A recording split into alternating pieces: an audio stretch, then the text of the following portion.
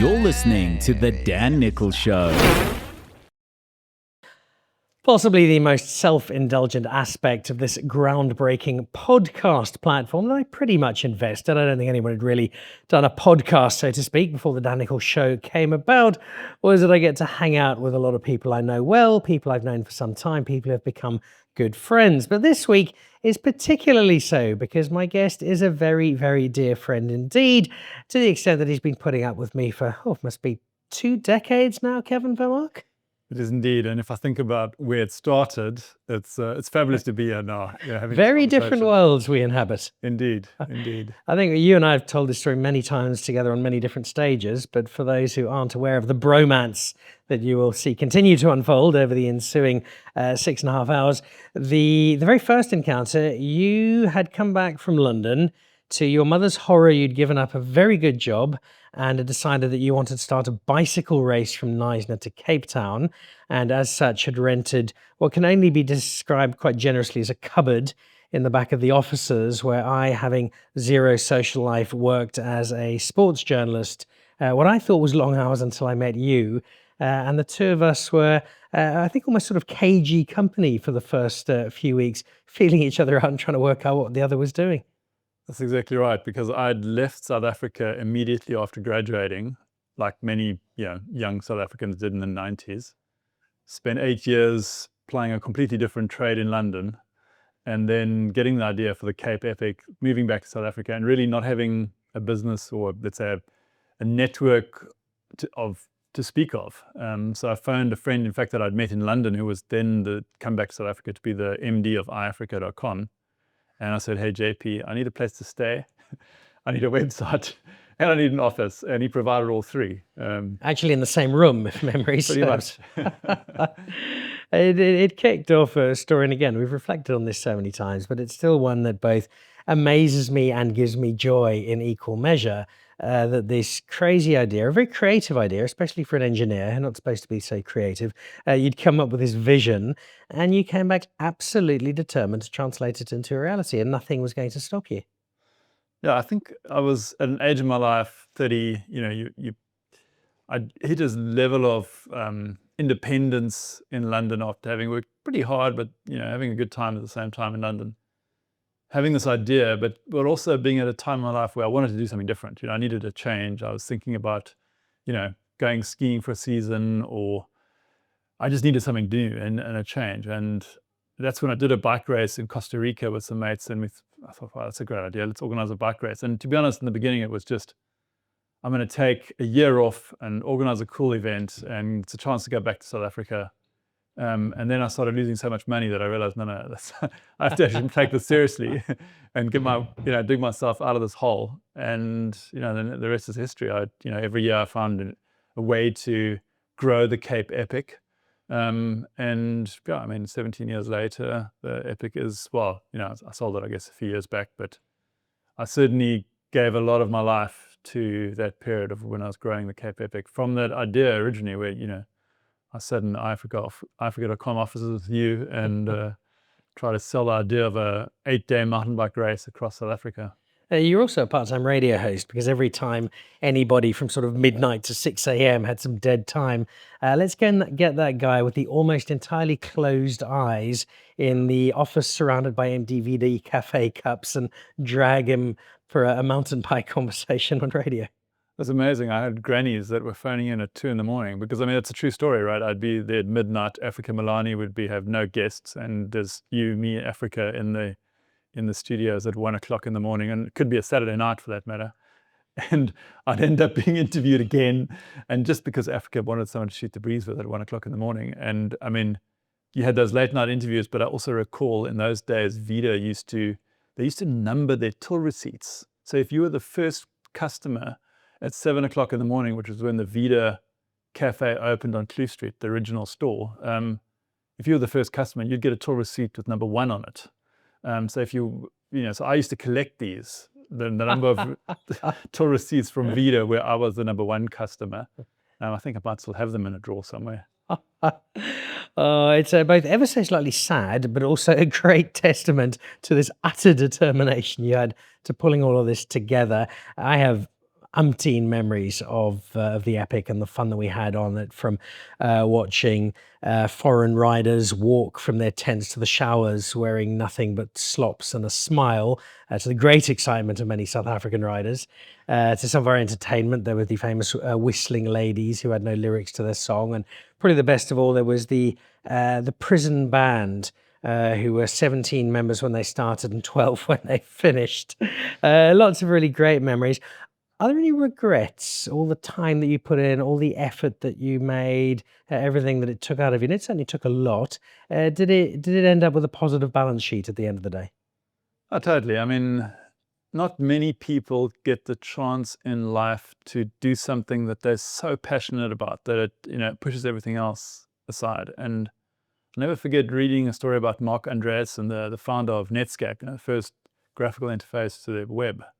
And I remember him saying he said to himself, I'm not going to leave my flat until I've built a graphical interface to the World Wide Web.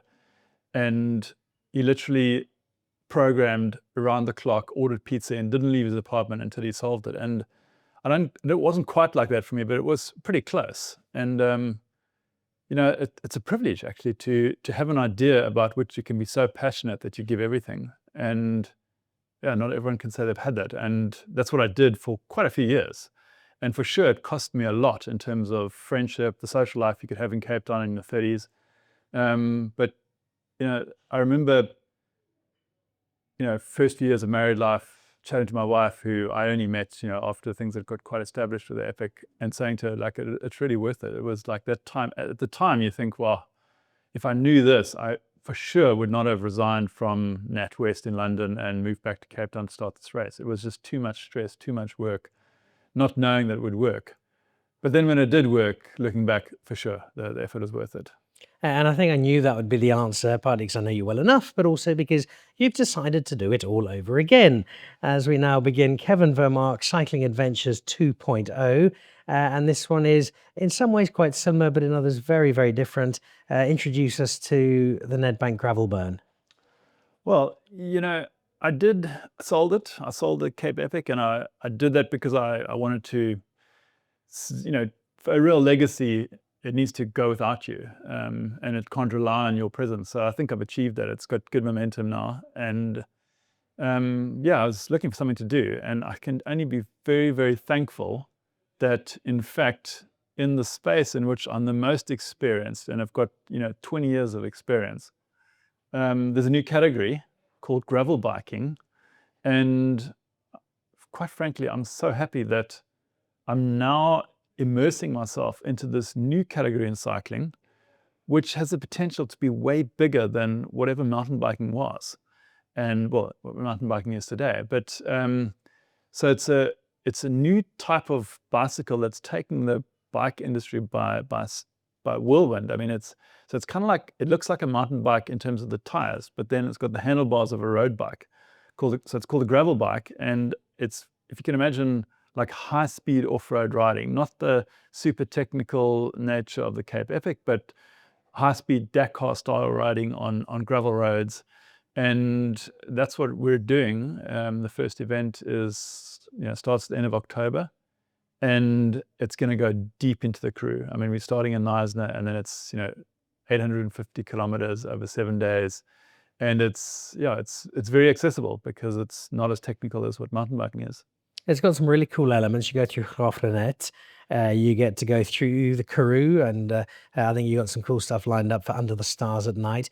And then you get to finish off at Shamwari, which I think could set some new world records for cycling speed, because if you look over your shoulder and there's a pack of lion, you're probably going to speed up quite quickly. Yeah, it's amazing how many people ask that question, because obviously showing video of riders, and we've done it ourselves. We've ridden the test route quite a few times, and you ride through Shamwari, you literally do have elephants in the background of the shot of cyclists going through Shamwari. And the international riders particularly are all over this, and the question is, are we going to be safe? And the answer is always like, as long as you're not the slowest. Which is entirely fair enough. Lions only eat Belgians anyway, so you should be all right there. It's quite a vision, this, and it's going to be an enormous amount of fun. And it comes full circle, not just in terms of cycling, but also in terms of your own heritage, because you're going back to the Eastern Cape. You are a very proud son of the Eastern Cape. Was this a coincidental bonus, or had you really wanted to try and take something back to where you come from? I'm so happy that we're doing this because for me, I'm rediscovering the Eastern Cape. I've been to the Eastern Cape more times in the last 9 months than I've been to the Eastern Cape from when I left Uitenhage, matriculating from Muir College to go to the University of Cape Town. And it's been an eye-opener because there are some real gems in the Karoo and pockets of excellence where the community is so incredibly hospitable and so supportive of the heritage they have in the Eastern Cape.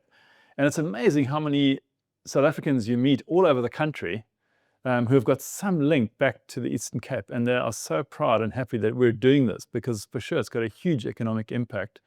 And, I think that what mountain biking is to Stellenbosch, gravel cycling can be to Graafrenet because it's without a doubt one of the best places to base yourself if you want to be riding many, many kilometers of gravel biking. And, I think we're still to see it in South Africa, but globally gravel biking has exploded and it's, some really big names that are, well-known road riders that might be riding the Tour de France in the European summer are, taking up gravel biking as soon as they get a chance to do a gravel race. And what better place to base themselves than Graafrenet to do some kilometers on their gravel bikes? And this seems to straddle that space between the mountain biker who's a bit nervous because it gets a bit technical and I keep falling off my bike. And that's, of course, not a personal reference at all. And then the road biker who's had that one too many close calls with a speeding car or somebody who isn't too fond of cyclists on the road. You're away from the traffic. You don't need to be technical. You seem to have that happy medium. Yeah, absolutely. Gravel cycling is an incredibly good access point to the world of cycling because for many people, road cycling, and I say internationally, road cycling is way bigger than mountain biking. It's like a market 10 times the size of mountain biking. In South Africa, mountain biking is big, but internationally, it's pales in comparison to road cycling. And, sometimes that might be intimidating for someone to get in. It's quite a serious sport in that respect. Whereas gravel biking is more laid back, relaxed. The nature of the bike, you can go anywhere. But exactly that. It's not the technical, you don't have to be a technical rider to do the single tracks like you would have to do if you rode mountain bike. So it's a very happy medium. And, I think that's what folk can look forward to, that you're actually going to be exploring South Africa, seeing a new part of the country, which, to be honest, there's barely a mountain bike race that takes place in the Great Karoo. I mean, there are a few bike races, but most of them are in Gauteng, KZN, and the Western Cape. And so it's a chance for South Africans to do a bike race in a new part of the country and see some beautiful landscapes. I mean, that's the best selling point of the Gravel Burn, is that it's just utterly beautiful. You're a very persuasive salesman. You're not going to persuade me to ride this. I've made the mistake once of cycling with you. I did I think it was still then the Cape Argus Pick and Pay Cycle Tour, but the Cape Town Cycle Tour on a tandem with Kevin. And you had not told me. I thought you were riding the Epic the week after. This will be a nice gentle warm-up. You hadn't told me you actually wanted to win the race and almost killed me as we hurtled our way around the Cape. But you have persuaded many other people this is a good idea, because you ran through the other day. We were with a mutual friend, Kenzie, and we were talking about this race. The list of people, and I know you don't like to harp on about it too much because it is still very much a people's race, but the list of people, both cycling royalty and also just sporting royalty, who've decided, yep, we're going to do this, is extraordinary. Yeah, I think as South Africans, we underestimate and perhaps take for granted how appealing and how attractive South Africa is as a cycling destination. We've got an excellent track record for not only the Cape Epic, but a number of other mostly mountain bike stage races that can be regarded as the best in the world. And a lot of people around the world have done these races. And, so when you say bike stage race in South Africa, 7 days, organized by largely the team that's organized the Cape Epic over the years, it's a very compelling proposition. And then you throw in Shamwari and, having animals around you. It's I want to say it's an easy sell. So for sure, we've got a lot of internationals that are queuing up to do the race, and I mean big names, because for them that they can't always do those other races I speak of because of the time of the year and maybe the technical nature of it. So yeah, for sure, we've got some names that I think I'm very proud to be bringing them to South Africa. Now, can you mention one or two of them? Get people excited. Yeah, I mean, so Jasper Steven, he won the Milan San Remo 3 years ago. Alison Cookson, she won the Paris-Roubaix. Some really, let's say, big influencers, almost 1 million followers on Instagram. Pak Moon, she formerly rode for the on the women's pro tour. And then we've got some legends, let's say, that retired a few years ago, and ranging from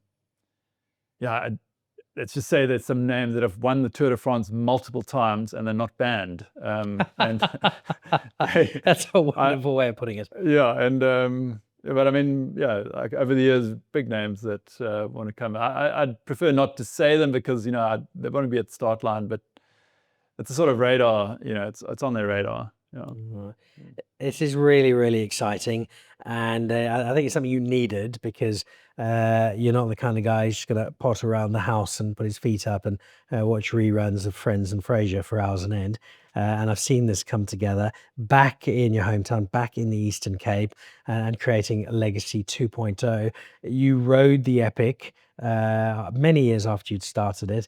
I think the equivalent might be in a few years' time, Kevin, getting on the bike with the other part of your life that is so important to you, which is the family.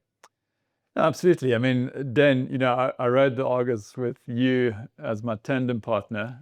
4 years I had therapy for that, Kevin Vermaak. 4 years.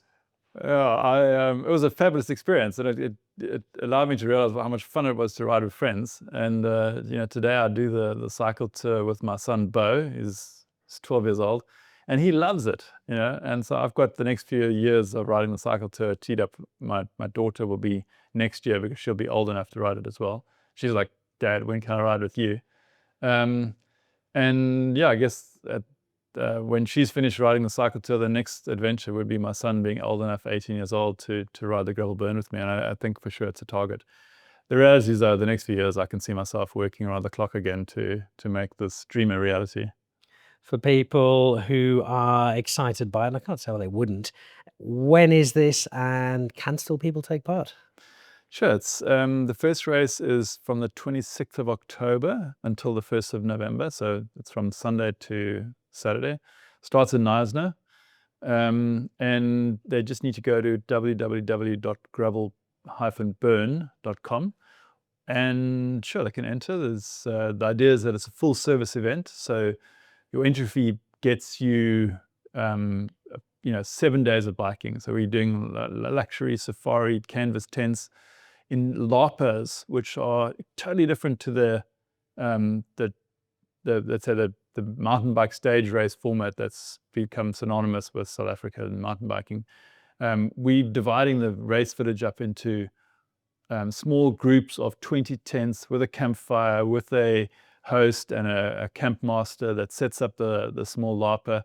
So whilst it's you have hundreds of riders taking part, it's still very intimate. And I think that's unlike most stage races at the moment, where you have this intimate experience with 20 riders around the campfire at night, free beer, free wine delivered to you on ice, kind of like the way you would go camping if you were camping with your mates or doing a bike packing tour. I mean, for sure it's a race, so you have timing and you have the whole ranking, and we awarding leader jerseys in age groups and for pro elite. But I think it's all about the off-bike experience as well. Going back to the early years of Epic, where it was an immersive 24-hour experience. You'd get off the bike and then you'd still be experiencing this this bike adventure with your mates. And I think that's a differentiator, and what I'm really excited about, actually, because it's going to be a soulful experience. It's very sweet that you think I can identify with going camping and bike holidays with my mates.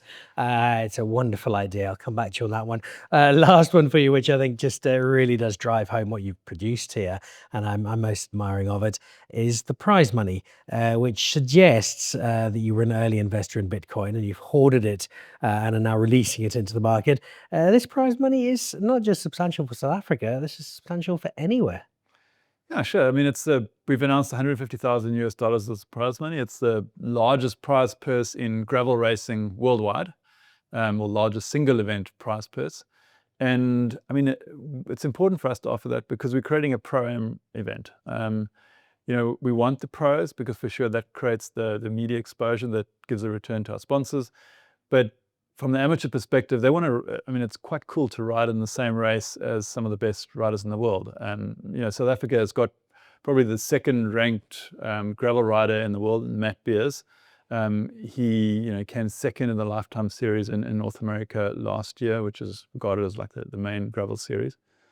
We want to deliver an event for the pros, but then also create this immersive amateur experience. And then it's a unique sporting experience. There are not that many sports where you get pros and amateurs riding in the same race and in such close proximity, doing exactly the same route for 7 days.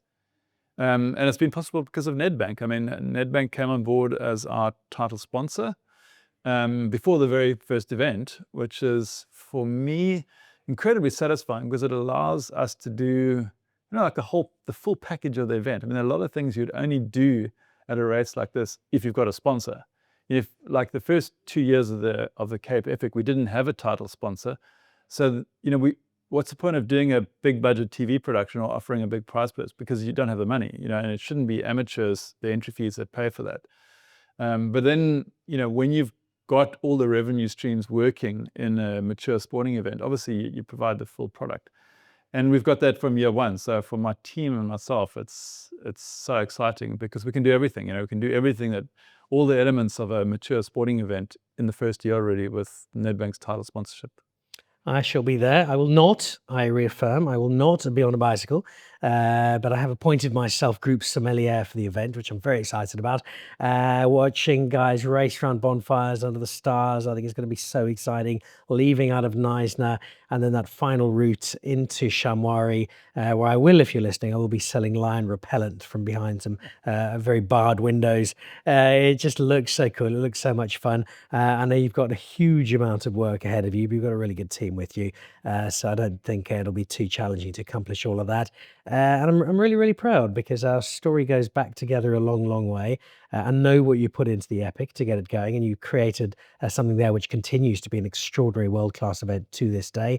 And now you're adding another one, and South Africa only wins with that. So good luck. Thanks for allowing me to tag along with your adventures from time to time and bring on the next one in the Karoo.